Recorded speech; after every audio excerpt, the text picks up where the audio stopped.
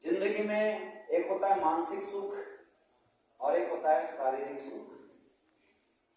जो इंसान शारीरिक सुख को लेके काम करता है, जिंदगी भर उसकी लाइफ में मानसिक तनाव बना रहता है। हम सारे लोगों की आदत है अपने आप को कंफर्टेबल जोन में रख के काम करने की, यानी शारीरिक सुख की आदत है लोगों को। हम ज्यादा से ज्यादा चाहते हैं कि हम कंफर्टेबल जोन में बने रहें, हमें ज्यादा मेहनत ना करना पड़े, हमें ज्यादा परेशानी उठाना ना मिलना पड़े और आसानी से सब कुछ मिल जाए। ऐसा कभी नहीं हो सकता, जिंदगी में ऐसा कभी नहीं हो सकता। आज जितने भी बड़े बड़े लोग आपने देखे हैं, जितने भी बड़े बड़े इंडस्ट्रीज, बिजनेसमैन, करोड़पति, हमें लगता है कि ये आसानी से पैसे कमाते हैं। नहीं, ये लोग आज भी मार्केट में 10 घंटा, 15 घंटे, 18 घंटा मेहनत करते हैं। कभी ये लोग दुबई में मीटिंग करते हुए मिलेंगे, कभी बनारस में, कभी दिल्ली में, कभी मुंबई में, दिन रात घर से बाहर रहते हैं। और यही वजह है कि जिंदगी भर मानसिक सुख से फ्री रहते हैं। इनको इस बात का कतई डर नहीं होता कि हमारे न रहने के बाद हमारे परिवार का क्या होगा, क्योंकि इतनी संपत्ति वो अरज के जाते हैं। हमारी प्रॉब्लम क्या है, हम लोग हमेशा जिंदगी भर कंफर्टेबल जोन में रहते हैं। हम थोड़ा सा अपने आप को कष्ट नहीं देना चाहते हैं। हम सोचते हैं घर परिवार सबको संभाल लें और मुझे कुछ भी ना करना पड़े। ऐसा कभी नहीं हो सकता। जो इंसान शारीरिक सुख यानी अपनी मेहनत से बचना चाहेगा, शारीरिक सुख को प्रायोरिटी देगा, वो जिंदगी भर टेंशन में रहेगा। और जिंदगी भर नहीं, मरने के बाद भी टेंशन में रहेगा कि मेरे बाल बच्चे कैसे रह रहे होंगे। लेकिन जो इंसान आज मेहनत कर गया, आज दिन रात मेहनत कर गया, आज अपने शरीर को कष्ट दे गया, 12 घंटा नौकरी करता है, फिर 2 घंटा और एसलीपीएस में मेहनत कर गया, तो मेरे दोस्त 2 घंटा कम सोने से किसी की मौत नहीं हो जाएगी। लेकिन ये गारंटी है कि 3 साल के बाद उसको सोचने की जरूरत नहीं पड़ेगी, क्योंकि एसलीपीएस वेलनेस में लोग मरने के बाद भी पैसा कमाते हैं।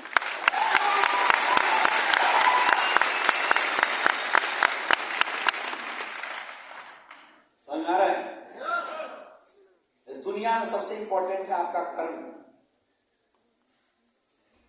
सबसे इंपॉर्टेंट है आपका कर्म।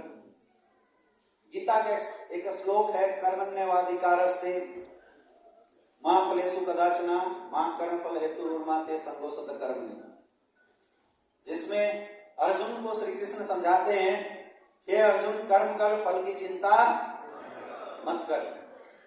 इस श्लोक का क्या मायने है, इसको बहुत ध्यान से समझिएगा, और इसका हमारी जिंदगी में क्या मायने है, इसको बहुत ध्यान से समझिएगा। हम सारे लोग आज अपने जिंदगी में ना रिजल्ट को लेकर ज्यादा चिंतित होते हैं। हमारी लाइफ में कष्ट क्यों है, हम गरीब क्यों हैं, हम मेहनत करते हैं फिर भी हमें फल क्यों नहीं मिलता, हम इस बात को लेकर चिंतित हैं। आज आप में से बहुत सारे ऐसे लोग होंगे जो दिन रात मेहनत कर रहे होंगे, लगातार प्लान भी कर रहे होंगे, लोगों से मिल भी रहे होंगे, लेकिन फिर भी आपकी रिजल्ट अच्छी नहीं आ रही होगी, आपके घर की स्थिति बहुत अच्छी नहीं हो रही होगी। ऐसा हो रहा है? ऐसा हो रहा है? ऐसा हो रहा है? और हमें लगता है कि हम बहुत मेहनत कर रहे हैं। हमें क्या लगता है? हम बहुत मेहनत कर रहे हैं और ऊपर वाला शायद हम पे नाराज है, इसीलिए हमें हमारे कर्मों का फल अच्छे से नहीं मिल रहा है। याद रखना, सुख या दुख आपकी जिंदगी में जो आएगा ना, ये आपके हाथ में नहीं है। ये किसके हाथ में है? सुख या दुख, कष्ट, खुशी, ये आपके हाथ में नहीं है। ये किसके हाथ में है? ऊपर वाले के हाथ में। ये किस्मत से मिलता है। जिसकी जितनी स्ट्रॉन्ग किस्मत होगी, अगर अच्छी किस्मत रही तो सुख मिलेगा, और अगर बेकार किस्मत रही तो क्या मिलेगा? दुख मिलेगा। चाहे आप कितना भी कुछ भी करो, कर्म का फल कभी भी मिटता नहीं, क्योंकि इसका सेल्स पॉइंट एसलीपीएस के सॉफ्टवेयर में नहीं, ऊपर वाले के सॉफ्टवेयर में, और उसका सॉफ्टवेयर बड़ा स्ट्रॉन्ग, एक एक पॉइंट टू पॉइंट पकड़ता है। आया ना? बहुत ध्यान से समझना। मैं कई बार ऐसा सोचता हूं कि आखिर ऊपर वाला बहुत सारे लोगों को गरीब घर में, गरीब खानदान में क्यों पैदा करते हैं? अच्छा, गरीब खानदान में पैदा होने का मतलब क्या है? गरीब खानदान में पैदा होने से क्या होता है? आपको कष्ट होता है, दुख मिलता है, यस या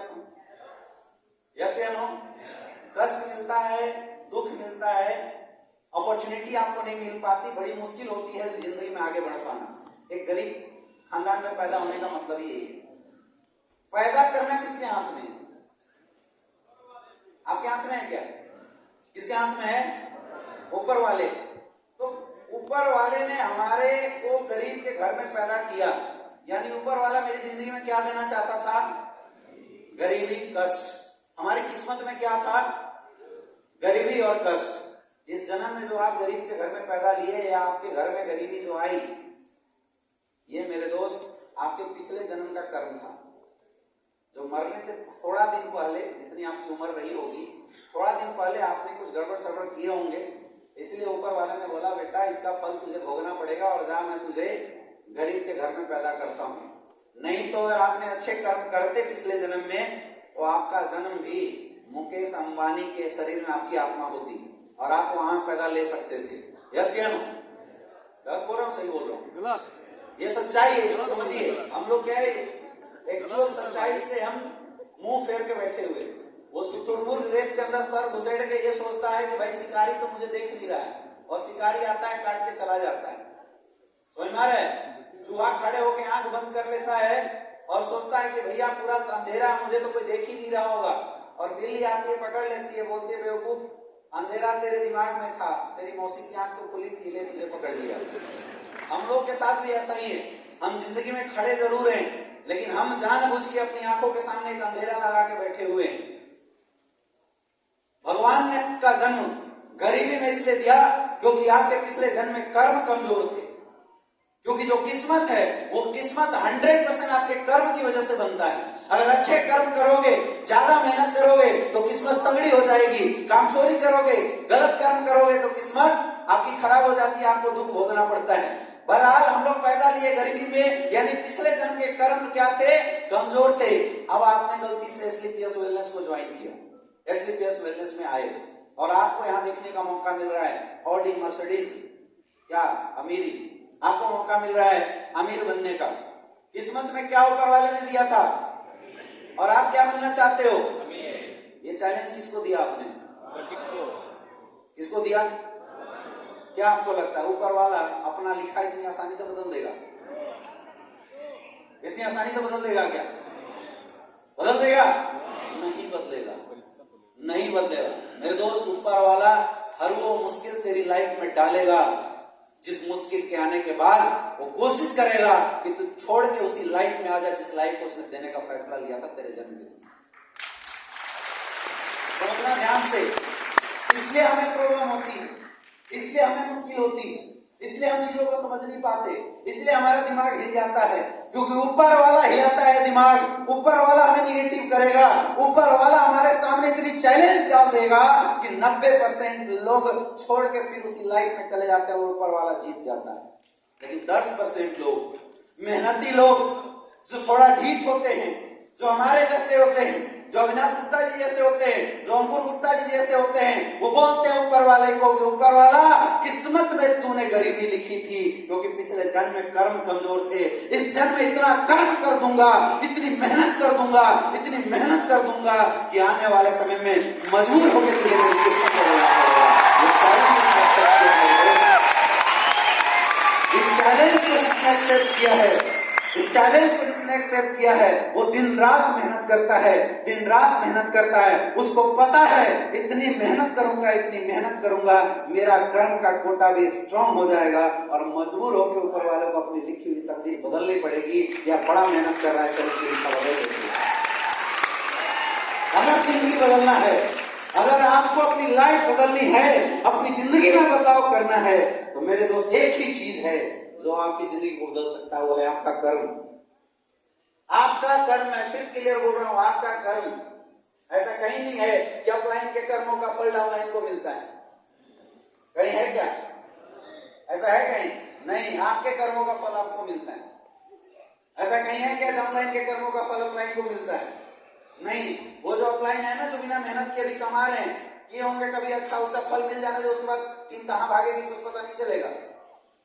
ऐसा भी होता है। यस या नो? आपके कर्मों का फल आपको मिलना है, कोई फर्क नहीं पड़ता आप किसके वीक लेग में हो, किसके स्ट्रॉन्ग लेग में हो, कोई फर्क नहीं पड़ता। कोई फर्क नहीं पड़ता कि आप कितने कमजोर हो, कितने होशियार हो। फर्क इस बात से पड़ता है कि आप जहां हो वहां खड़े होकर मेहनत कितना करते हो, इस बात से फर्क पड़ेगा। इस बात से फर्क पड़ेगा कि आप मेहनत कितना करते हो। अरे मेरा एक सवाल है इस हॉल में बैठे सारे लोगों से, क्या आप कामचोर तो नहीं हो? आवाज नहीं आया। कामचोर तो नहीं हो? मेहनती तो हो? अपनों से प्यार करते हो ना? चाहते हो जिंदगी बदलना? चाहते हो जिंदगी बदलना? खड़े हो जाओ एक बार, खड़े हो जाओ। जिंदगी बदलना चाहते हो?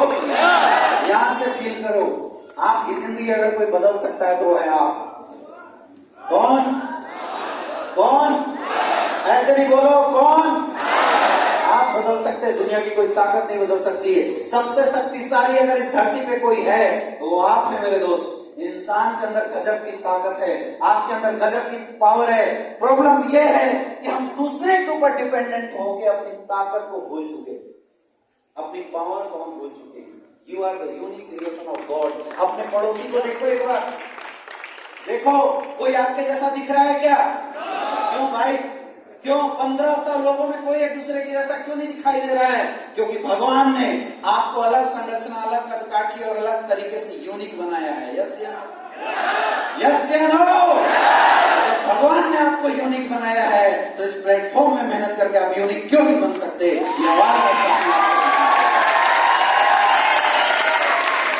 विश्वास करो खुद के ऊपर, खुद के ऊपर विश्वास करो और अपनी ताकत को पहचानो, अपनी पावर को पहचानो मेरे दोस्त। इस धरती पे अगर आपके और आपके परिवार का कोई कल्याण कर सकता है, कोई इतिहास बदल सकता है, तो वो आप हैं। आपको अपनी ताकत को पहचानना पड़ेगा।